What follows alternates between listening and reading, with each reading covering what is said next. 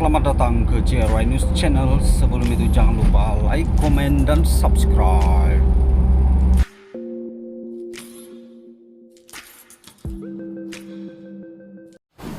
Pada 22 November, sebelum Datuk Seri Anwar Ibrahim pergi ke Istana Negara, saya menyatakan kepada Datuk Seri Anwar Ibrahim, selagi anda boleh menjadi Perdana Menteri, DAP sanggup berkorban apa sahaja.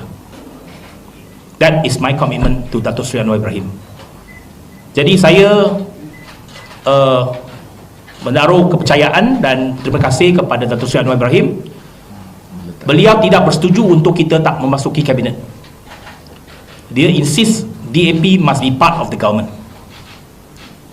Dan saya terpulang kepada beliau. Soal number, soal berapa komposisi dan sebagainya, bagi saya itu adalah budi bicara Perdana Menteri. And as far as DAP is concerned, kita meletakkan kepentingan negara mengatasi kepentingan parti. Hari ini, ya mungkin ada sentimen, ada perasaan daripada ahli-ahli DAP yang mungkin merasa kita tidak mempunyai perwakilan yang mencukupi ataupun kita mempunyai perwakilan yang rendah. But kita berjuang dan pemimpin DAP berjuang dalam politik bukan demi jawatan tetapi demi negara. Jadi apa sahaja jawatan yang kita diberikan, kita akan buat yang terbaik untuk negara. Pada 19 November yang lalu, pada PIU yang ke-15, pada malam tersebut, selepas pilihan raya, kita tahu bahawa keputusan pilihan raya ke-15 ini tidak ada satu parti yang memenangi majoriti kerusi di Dewan Rakyat. Maka bermula pada saat itu memang kita tahu bahawa kerajaan mesti dibentuk melalui satu post-election coalition ataupun gabungan pasca pilihan raya umum ke-15. Pada 20 hari bulan November, sebelah malam, saya telah memanggil satu mesyuarat tergempar CEC bersama dengan semua ahli parlimen DAP yang baru dipilih di Ibu Pejabat DAP, iaitu sehari selepas pilihan raya umum ke-15.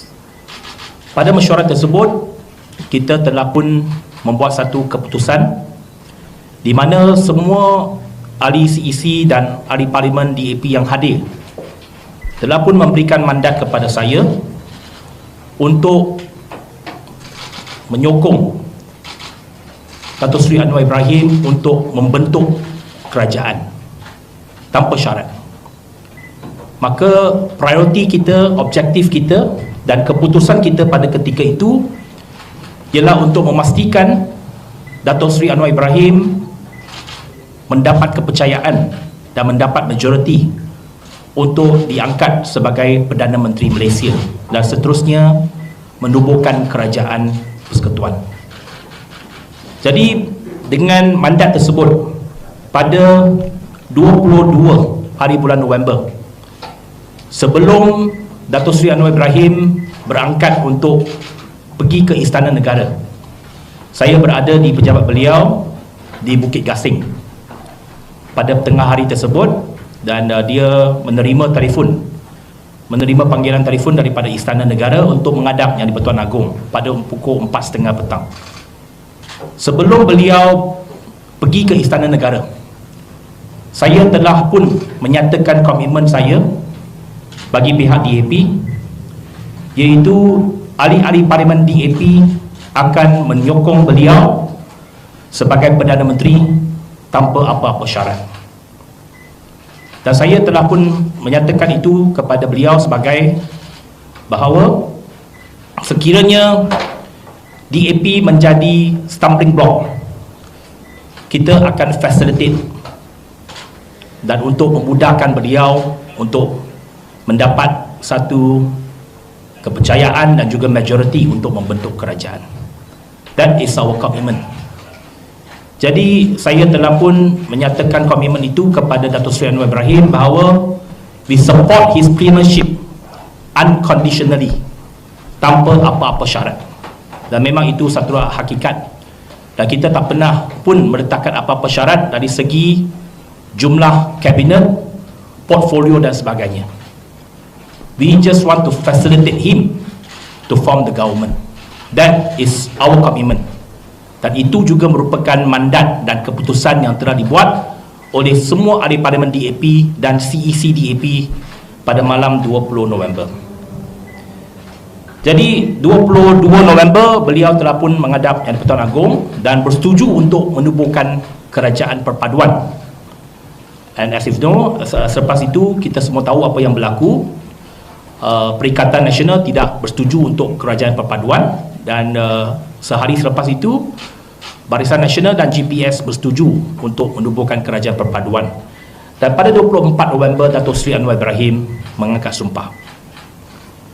Jadi pada 24 November selepas Datuk Seri Anwar Ibrahim mengangkat sumpah, sekali lagi saya telah pun memanggil satu mesyuarat tergempar bersama dengan semua ahli parlimen DAP dan CEC DAP. Dalam mesyuarat tersebut, saya telah melontarkan persoalan kepada semua ahli CEC dan ahli parlimen DAP. Soalan yang pertama ialah, sekarang Datuk Seri Anwar Ibrahim telah pun mengangkat sumpah sebagai Perdana Menteri. The next question yang kita perlu tanya ialah, adakah DAP mahu bersama-sama terlibat dalam kerajaan ini, yakni bersekali dalam ataupun menganggotai Kabinet Datuk Seri Anwar Ibrahim. Again, the decision, keputusan pada malam itu ialah ya. Semua yang hadir secara sebulat suara mengatakan bahawa ahli parlimen DAP dan parti DAP akan menyertai kerajaan perpaduan yang didukung oleh Datuk Seri Anwar Ibrahim. Tetapi kita tak meletakkan apa-apa syarat sekali lagi. Itu yang telah pun dibuat keputusan oleh CEC dan juga ahli-ahli parlimen DAP. Jadi saya nak mengucapkan terima kasih. Selepas kerajaan dibentuk, maka ada 4 ahli parlimen DAP telah pun dipilih menyertai kabinet Datuk Seri Anwar Ibrahim. Penyertaan DAP dalam kerajaan perpaduan ini hanya ada satu objektif, iaitu mendukung dan menyokong kepimpinan Datuk Seri Anwar Ibrahim untuk menjayakan kerajaan perpaduan ini. Kerana kita tahu, kalau Datuk Seri Anwar Ibrahim berjaya, maksudnya kerajaan perpaduan ini akan berjaya dan Malaysia akan berjaya. Lawan korupsi memang itu adalah agenda kerajaan perpaduan ini, agenda utama Pakatan Harapan. And I said, tak ada syarat ialah dari segi komposisi dan juga jawatan untuk DAP. I said that is unconditional, okay, from us. Kita bagi sokongan kepada Anwar, saya tak kata saya mesti menjadi menteri ini, menteri itu. Langsung tak ada. Saya tak pernah sebut saya mau balik kepada Menteri Pengangkutan. Tapi apabila saya dilantik kepada Kementerian Pengangkutan, saya ucap terima kasih. But I never insisted that I have to go back to Ministry of Transport ataupun saya nak menteri kementerian apa-apa. Okay. As you know, in the previous government, DAP held the position of Kementerian Kewangan.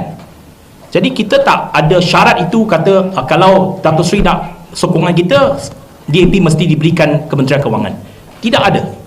Itu yang saya masukkan unconditional. Okay.